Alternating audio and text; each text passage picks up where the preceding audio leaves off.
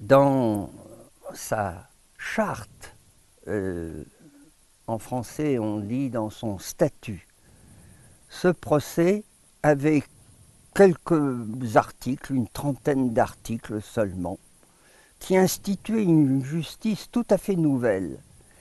Je vais vous en réciter simplement les articles 19 et 21.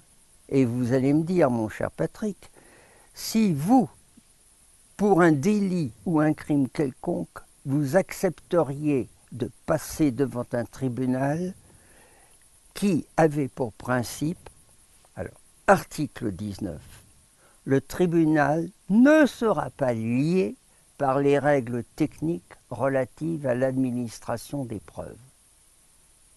Voilà une façon de se débarrasser de ces règles qui sont pourtant vitales pour administrer une justice qui ait quelque chance d'être impartiale.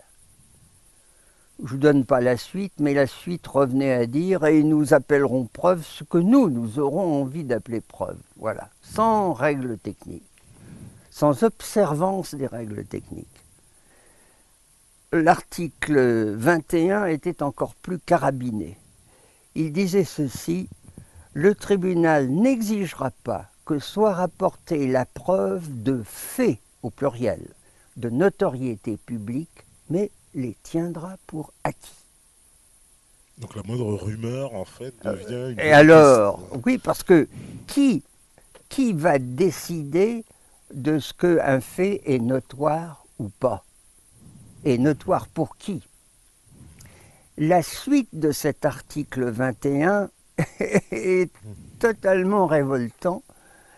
Elle dit que tout rapport rédigé par les Alliés contre les Allemands sur les crimes censés avoir été commis par les Allemands, eh bien, aura valeur de preuve authentique. Vous n'aurez pas le droit de contester.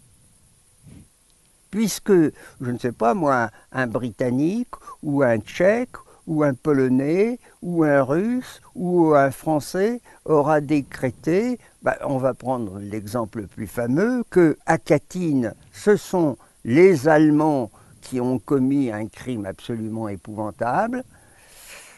Si jamais un avocat met le sujet sur la table et dit « Ah mais attendez, et l'histoire de Katyn ?»